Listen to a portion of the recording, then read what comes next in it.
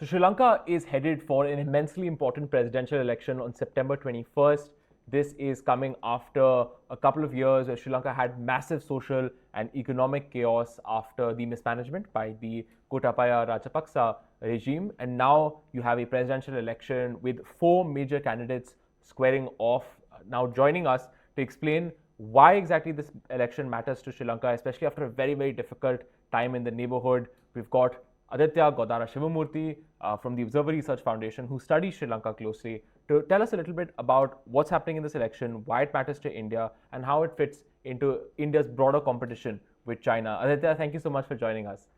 Could I ask you to just begin by talking a little bit about what is happening in Sri Lanka at this point in time with the presidential election? Who are the major contenders? Just where are you seeing the election at this point in time? See, I mean, this is the first election post-economic crisis and the post-political uncertainty in Sri Lanka, which means that there are certain high-level expectations from people, and that is why we are seeing, like a high level of contestant than we ever saw. It was like around 39% presidential contestations, which was hardly the case in the last elections. And in those 39, I think there are four leading candidates. One is SJB's Premadasa. There is UNP, and now who is fighting independent, the incumbent Ranil Wickramasinghe. Then we have JVP or NPPs, their broader coalition, what they call as NPP, their Anura Kumara, and in the end, we have SLPP's Namal Rajpaksa as well. So we have four major candidates, four heavyweights. But again, unlike before, this is an election which is being contested for the first time since a mass, political uprising and since an economic crisis. So there is a lot of uncertainty in which angle this election heads to. Especially with all the four heavyweights who have been contesting against each other. So usually when a Sri Lankan election happens in presidential race, previously it has always been two heavyweights fighting against each other, two major parties fighting against each other.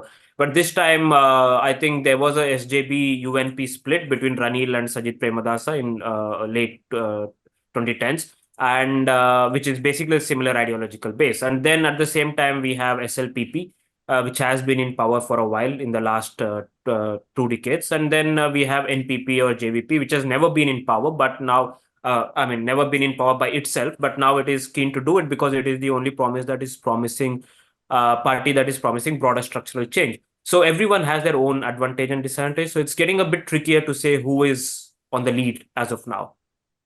Right, thanks, Aditya. So you've sort of laid out what exactly the run-up has been to this election. Of course, four major candidates taking to the field to get elected to the presidency. You have incumbent President Ranil Wickramasinghe, with Sajid Premadasa, who is of course the son of a president himself, Namal Rajapaksa, also the son of a president, and you also have Anura Kumara of the JVP. We'll get to each of these contenders and at least try to touch on all of them. But could I ask you to just begin by also talking a little bit about what the stakes are for India in this election?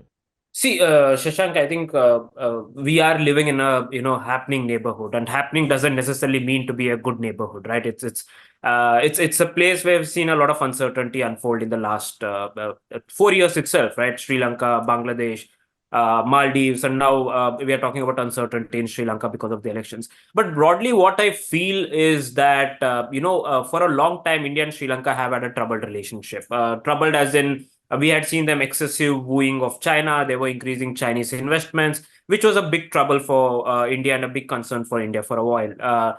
And that existed, like unilateral cancellation of Indian projects during the Rajpaksa's time. These were all some major irritants that existed. But what has happened in late 2021, and this was when the economic crisis was deepening, is that India has slowly emerged as a major lender, right? A major assistance partner. And by the time the economic crisis was in its full swing, India had assisted around $4 billion US to Sri Lanka, which no other country has. And at the same time, what has happened is the parties and the elite ecosystem that was always resounding anti-Indian sentiments that have come down with the assistance that has been offered. Obviously, now that doesn't mean that this will be a perennial phenomenon. It'll obviously change given political considerations. But what we are seeing broadly is that the elite anti-nationalist sentiments that were prevalent earlier have gone down, right? And that is something that is also being reflected in this election. We don't see massive anti-Indian sentiments like usually the case was. Politicians were usually bad-mouthing India before elections, but this time it's better. And most importantly, I think for India, we have been a big development partner in terms of assistance, in terms of economic development. Um, we have been offering a lot of connectivity projects in renewable energy. We are providing the land bridge. Now we are pushing more for grant assistance in terms of port construction, airport construction. Then we have energy connectivity. We are planning on an energy grid line. We are planning on a bidirectional oil pipeline in Trincomalee. So there's a lot happening, and we are also now managing the Hambantota airport. So and then we have energy projects in Tamil in the northern provinces, and then we have some certain energy projects happening in the Trincomalee around the Trincomalee region. So broadly, India has invested itself in the last 3-4 years in Sri Lanka, and and some of these projects have been criticized to certain extent, not precisely against India, but precisely against the ruling government, saying that there are certain practices which did not adhere to the government guidelines. There are certain practices where we've seen unfair bidding process and stuff, and other allegations as such. Now, that is the only concern that exists as of now, at least for India. But again, given the economic crisis, obviously China has also made its stakes clear. So any party that is coming in, any leader that is coming in will try to make sure that they neither upset India, neither completely alienate China. So they will have to do that tightrope balancing, and sometimes which is obviously coming at a cost for India. Now, one example is in itself the Chinese ship dockings, which were put on hold till January 2025. Right. Now, now that is going to end in Jan 2025, and I'm sure that with the new government, China will find its way to push the Chinese ships again. So that is a concern for India. So these concerns are there, but broadly we are in a better picture and better position than what we were before. Okay, so a broad swathe of things that India is going to have to look at: infrastructure, economics, and so on and so forth. Could I ask you to talk a little bit about the man everyone seems to be talking about at this point in time, Anura Kumara? Not a name that a lot of Indians will be familiar with, but he is at the head of the JVP party. It used to be a radical Maoist revolutionary party that now seems to have moderated somewhat. Could you talk us a little bit through who the Sanayake is, what the JVP is? It is a party that has something of an anti-India history. Could you just lay that out? See, I think to understand JVP, we'll have to go back a bit into the history. I think in the 1971 was the first insurrection that JVP had caused the insurgency. This was back in the day, led by youngsters, several unemployed, educated, unemployed youngsters who knew they had the skill set, but at the same time they knew that the government was not willing, not able to generate the job. So this came at a time when the economic crisis was. There was a kind of economic downturn or an economic crisis back in the day. But again, that was a movement that was quickly put down, also because it didn't have mass support from the people. And that was something that was quickly put down. But also, India did assist the Sri Lankan government back in the day to put down this JVP resurrection. But then what we also saw after the IPKF troops were deployed in India, in Sri Lanka, based on the India-Sri Lanka Accord, the JVP became active again, and then that's where they launched their second phase, and that's where we saw them taking a more stronger anti-Indian rhetoric than they ever did before. And this was precisely making a fact that we need a revolution because these governments are corrupt. The elite system is corrupt. They are compromising our sovereignty to India, and we'll have to fight back. So Sri Lankan government had a tough time. On the north, there was a Tamil problem. There was LTT, and the civil war was blowing on full scale. On the south, we also had these people, the JVP, cause up a new, angle to this whole secession phenomena. So and this whole anti-India sentiment started spiraling from that effect, and it had been there for a long time. In fact, look, everywhere you go in Sri Lanka, the Sinhalas have always been reserved about, at least till now, were very reserved about interacting with India because they live in an island mentality where the Tamil, they always believe that the island is itself should be maintained as a Sinhala or a Buddhist majority country, which is consistently under threat by a majority country, which is not precisely Buddhist in its nature. So that threat, that perception had existed, and JVP was nothing different from that. Although they were a communist, leaning faction, they did have reservations against India, and they also wanted to be portray themselves as Sinhalas, hardline Sinhalas. And because that's where the most support base came from. From the south, there were Sinhala voter base which wanted to go with the JVP. So and they were put the whole movement was the back of the movement was broken in late 1980s again. Ever since they have been struggling to stay relevant. In 2000, in early 2000s, they also were part of a coalition government with the SLFP. They did work on certain issues, but at the same time, I think there were several allegations that this thing has not been great. It has not been able to deliver on its promises. And their leader was Rohana, who was killed in the insurgency. And after that, Anura became one of those successive leaders who wanted to modernize JVP, who wanted to open up to the bigger world. And that's where Anura's call for reforms kicked in, right? From 2000, early 2000s to what we are seeing right now is a significant departure from Anura's way that he's seeing JVP, Anura's way of portrayal of JVP. In fact, JVP, formed this bigger, broader alliance called NPP back in the day, a couple of years ago, just so that they could show that they're inclusive.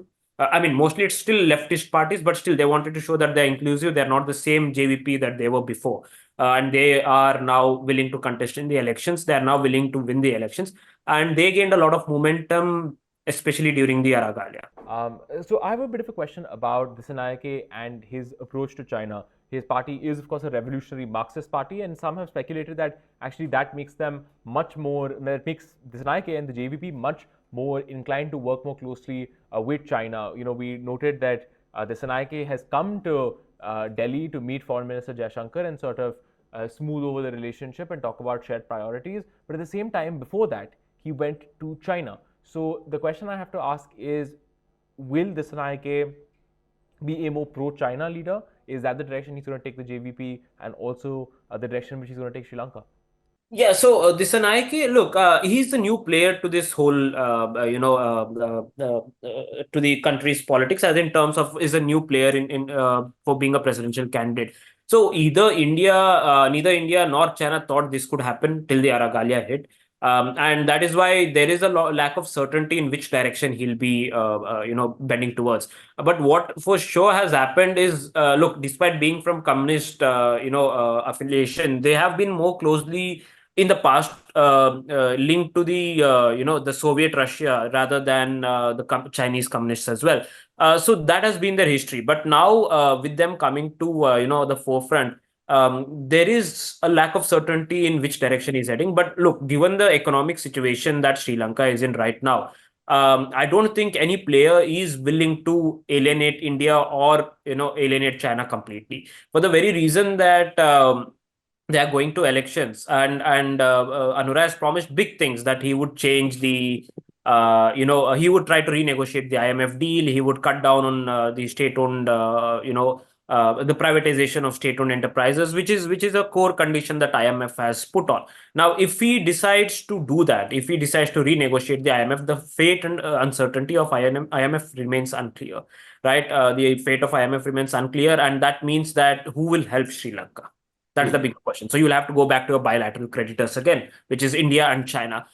So I think whoever comes to power will try to maintain that balance. In fact, Anura is also new to both of these countries. So India has tried having him over, because we have also seen India kind of having a non-partisan approach towards this election. We are not particularly hoping to see anyone as a victor, because we want to work with anyone who is there. Also, given the moment that the Aragalia took place, and we don't know who will win the elections, right? So Mhm. it's better to diversify our eggs in multiple baskets, and that's what India is doing. I think they've realized that Anura has picked a lot of momentum, and there have been conversations and negotiations about it. Now, as far as people making comments about one country not being involved, I think it's natural. It's going to happen in the neighborhood.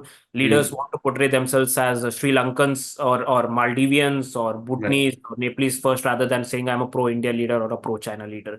Right. So this is domestic politics. But again, that all said, Anura doesn't have the governance, the experience that was needed. So we'll have to wait and watch how this goes ahead. And my final question is about China.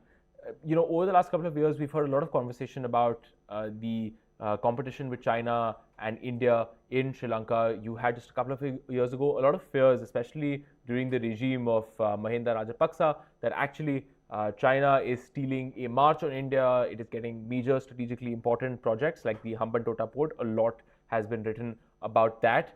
Then you had President Ranil Wickremesinghe come in, and over the last couple of years, you've seen China actually recede a little bit in terms of its public presence and importance in Sri Lanka. Could you talk to us a little bit about how this election is going to play out in terms of the India-China dynamics? What are both sides going to be looking for?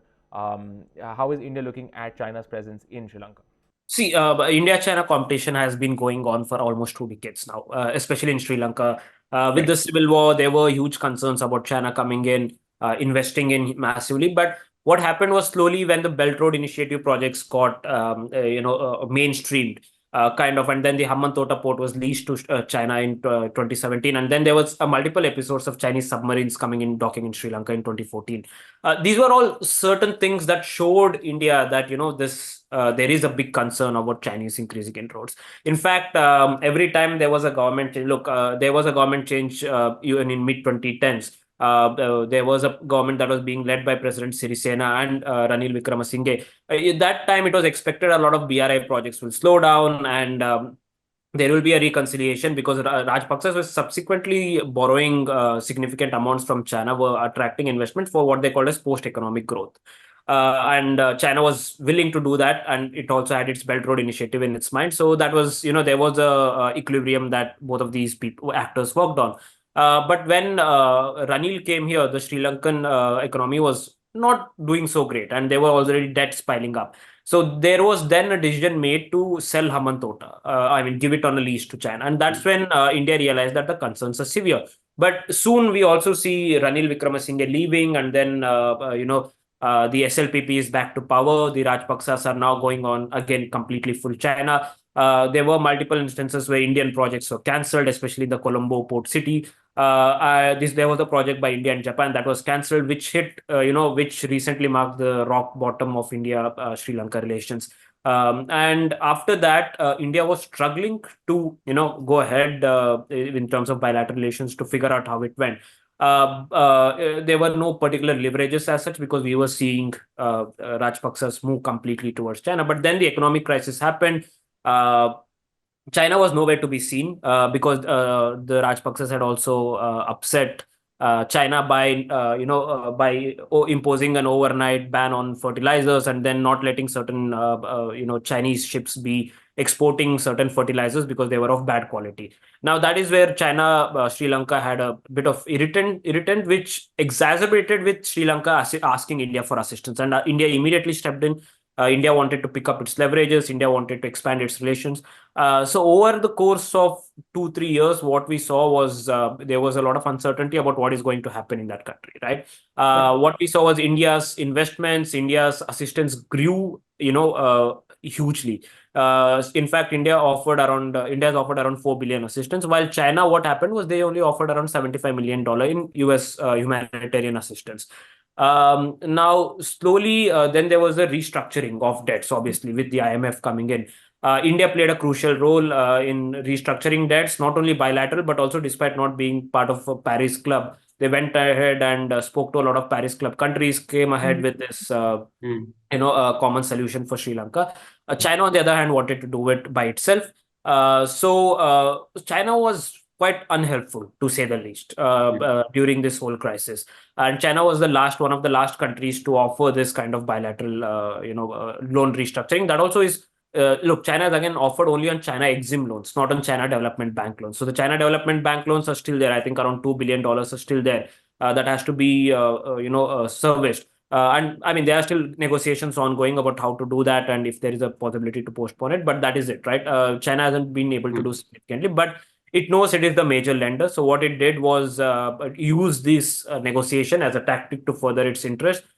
They pushed for free trade agreement. The negotiations are still ongoing. They pushed on multiple instances for Chinese spy ships to be docked in Sri Lanka.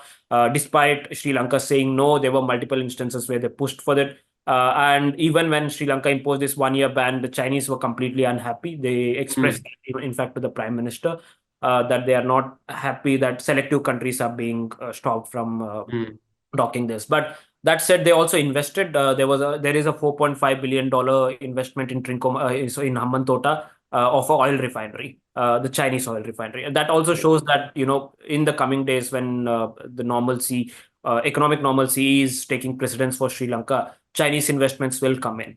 Indian investments will come in, and the competition will continue to go on. But how will that be managed? How will that be taken ahead is something that is left for the Sri Lankan government to decide. Right. Aditya, GS there laying out for us what exactly is going to happen in the Sri Lankan elections, who the main players are, what the background and setting to all of this is, what India's interests are, and how China fits into this. But if there's one thing you should take away from this entire interview and someone you should look up on the internet if you have the chance, it is Anura Kumara and his JVP, a party that was a non-entity, considered by many to be a non-entity just a little while back, but now seems to be resurgent and seems to be making a very, very serious play for the presidency. Thank you so much for watching India Today Global, and we keep you updated with the latest from the elections in Sri Lanka.